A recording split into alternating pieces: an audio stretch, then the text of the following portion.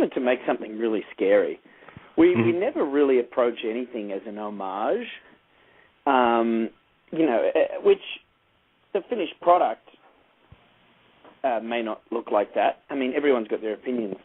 Film is subjective. That's what's great about it. And so, of course, I've been reading a lot of reviews of Insidious saying, oh, it's a pastiche of this and that, and it references this and that. And that's fine, but it's interesting because we never really approach it that way. We always approach it from the angle of what haven't we seen before. Believe it or not, I've definitely read a lot about Insidious talking about how it's treading familiar ground. And I was like, well, I guess the haunted house element of it really is, but the spark that got us going on this was actually the ending of the film, which I don't want to talk too much about with you because any of your listeners or readers who haven't seen it yet don't want to have it ruined. But that was actually something we felt we hadn't seen before. And that's usually where we begin, is for both of us to get excited, it takes an idea that is pretty special for us. If it was just one of us working on our own,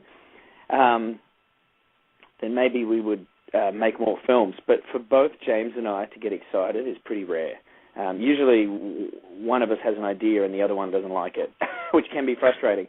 If I think about comedy, and I try and list in my head the amount of comedies I've seen recently or over the last 5-10 years that I've thought were really funny, the number is pretty large. There's a lot of films out there that I think are funny. I mean,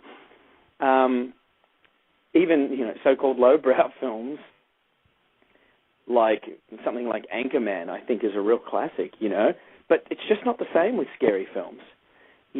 I just over the last decade, I can probably think of maybe 3 or 4 films that are really scary. Right.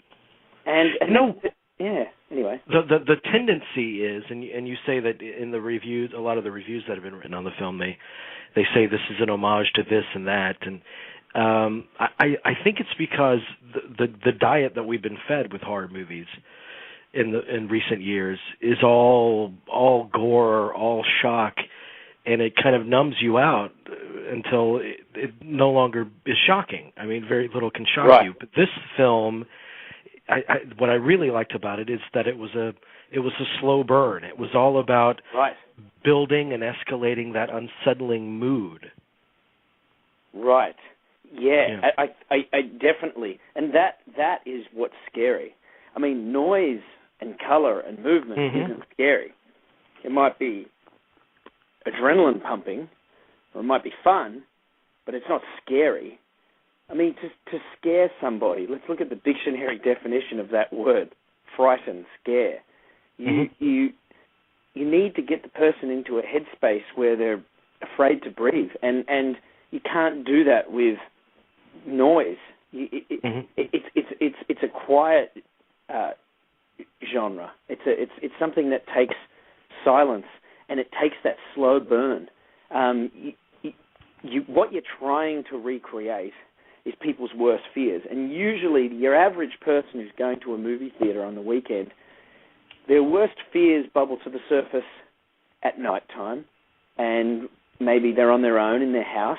The house is quiet. I mean, just take yourself. Like if you were sitting at home at your house or wherever, just sitting in front of the TV and you were on your own, there was no one else around, it was after midnight, it was super quiet, and you could just hear floorboards creaking, your imagination starts to run away with you. You start to get scared. It's just a very common fear, and that's what you're trying to recreate when you want to scare someone. You want to put them back in that headspace, and you do need that slow burn, as you say. And it's a shame that more films don't realize that. They seem to equate the orchestra blasting away with the audience being scared, but I mean, look, we definitely employ violins in this film, shrieking at the audience. But if you actually look at the film, they're used fairly sparingly, and they usually come after the fact. They're not there to tell the audience you're supposed to be scared now.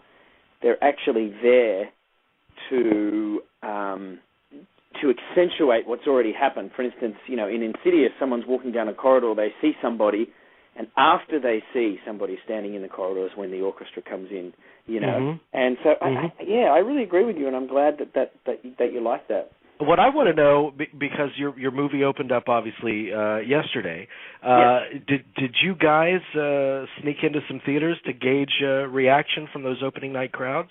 Yeah, I think definitely. I think this film, more than anything I've done, well, maybe with the exception of the first Saw film, it is one of the best films to kind of watch the audience and not the actual film itself. When I go to I've seen the film so many times now, so when I sneak into the movies, I no longer watch the movies because I know exactly what happens and all that stuff. So because I know what comes up next, I just watch the audience, and I know the moment that they're going to scream, they're going to jump, or they're going to laugh, and so it's actually so satisfying, or rather gratifying, to have that immediate feedback with the film, and and it's not the kind of movie that you have to wait till the very end to ask them, so what do you think? Watching it, watching the way it plays out is amazing, because you can tell straight away how an audience is responding to the film. Mm-hmm. And Lee and I were just talking about what I love about the film is that it's like I was saying to him, a slow burn. It's right. This unsettling mood that just looms larger and larger until the climax of the film. When you're shooting that, can you feel that you're achieving it, or is there always an uncertainty until you get it cut together? No, I think, I definitely went into this movie with a very clear and concise vision for it. Knowing, I worked with Lee, very closely, knowing that I really want the film to start off very slow and just it builds. I know I'm making a film for today's, rather ADD audience, so I knew I had to find a balance, and I knew that if I start the film sort of slow and just sort of build on that, I know that I want the audience to feel okay that they're gonna eventually, if they hang around with me long enough, that they're gonna, I'm gonna reward them, so to speak. And and so I really wanted the film to have like this trajectory where it just keeps building and building and building towards like, a really intense climax. Well, and it helps that you have such fantastic actors. I mean, the believability of these characters, I mean, it grounds the story. I mean, it makes you believe the story. Especially with the direction.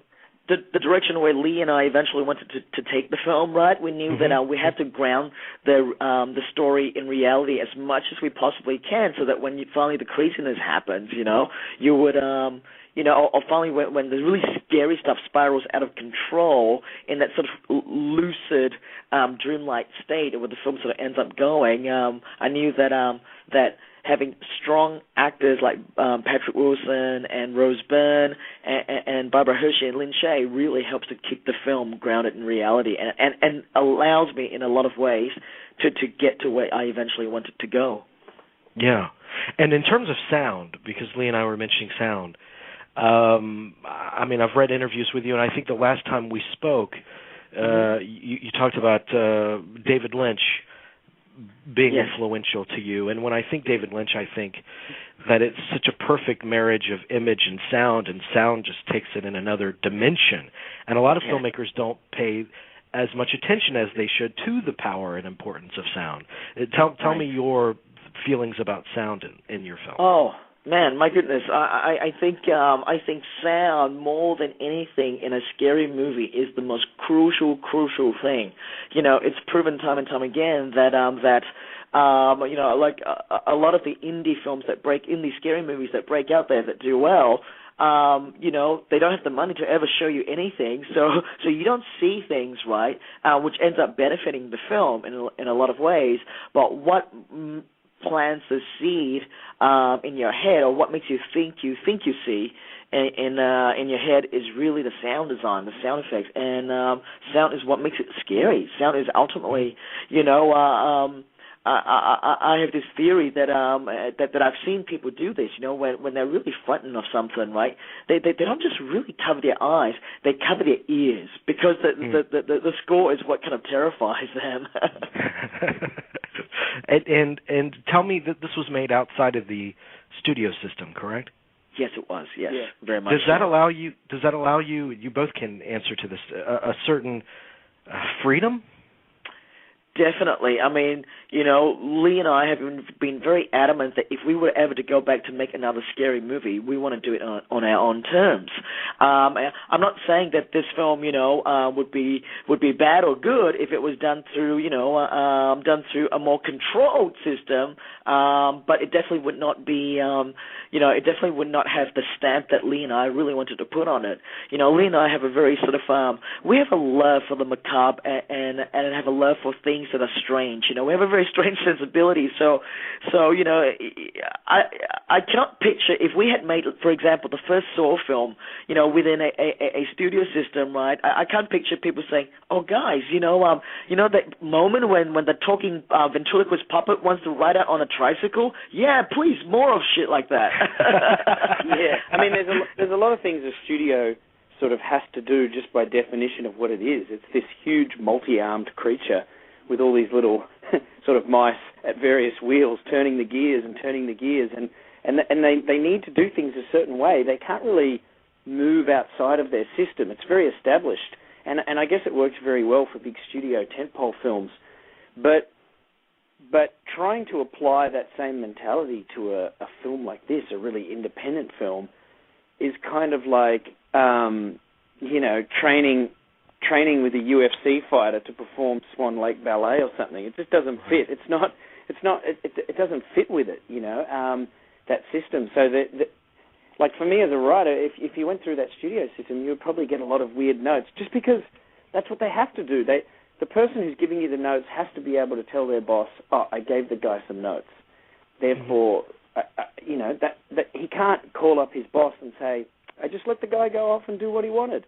What direction do you guys want to take this collaboration that you both have? Obviously, it's a very fruitful collaboration. You guys produce great work together. What new directions are you planning to take together? Well, I think we want to definitely try different genres. James and I always say we're not horror film fans. We're film fans. We love all types of films in all different genres. And I actually think Insidious is pretty definitive for us at the moment. I don't know that there's that much more to say for us in the world of horror at this moment in time. Maybe in a few years, however many years, we'll definitely come back to it. But right now, I kind of feel like this is a good full stop on horror for us. So I'd love to try something totally different. James and I have been talking about a sci-fi film, which I guess when you look at it from one angle, it's actually not totally different. Sci-fi. It's not like we're doing a musical comedy set in, Russia in the 1930s. I mean, if we did something like Alien, you could argue that it wasn't that different than what we've done before. But it's enough of a difference that I'm excited about it, just in terms of stretching our wings a little bit. And I know that James, as a director, wants to do big studio films. He loves the big toys, and he grew up watching Steven Spielberg. And I know that he would love to make big studio tentpole films. One thing I'm curious about right now, in opposition to that, is trying to make a bigger film with big effects in an independent way. That's actually something.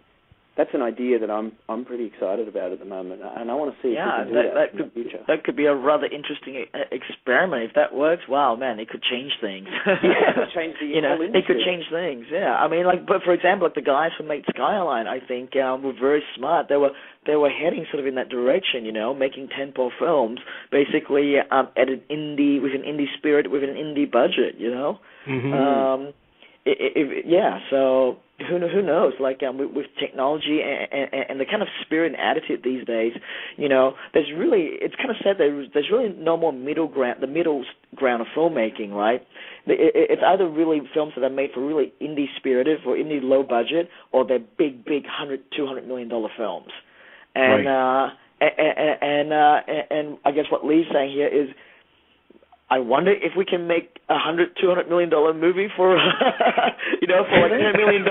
Absolutely, that's what I'm saying. I think it's an interesting point. I mean, speaking to what you're saying, as technology improves, as cameras come out, digital cameras that you can buy at Best Buy, that can shoot images as good as 35mm film images, beautiful. These new Canon cameras. as all this technology speeds up, I think we are approaching a time potentially where you can make a film that looks like a $50 million film for $10 million. And that, to me, is super interesting. As James mentioned, Skyline was kind of an experiment in that direction. Big effects, but yet made very cheaply in an independent way. So that's actually a really cool direction, I think. I think that's a phenomenal direction, because even with the big budget movies you see a lot nowadays, they all have that kind of film by committee feel. And what I'm missing for the most part is that artist's singular vision and passion, because you can always feel that. It's infectious. Oh, even on something like Inception, where it was a huge movie, but you could feel that it was one guy's vision. You didn't feel like it was a committee saying, do this, do that. It was very much, an independent mindset with a studio budget. And yeah, I think that's a tremendous direction. And also, you mentioned your musical comedy in the 1930s Russia. I'd like to see that too.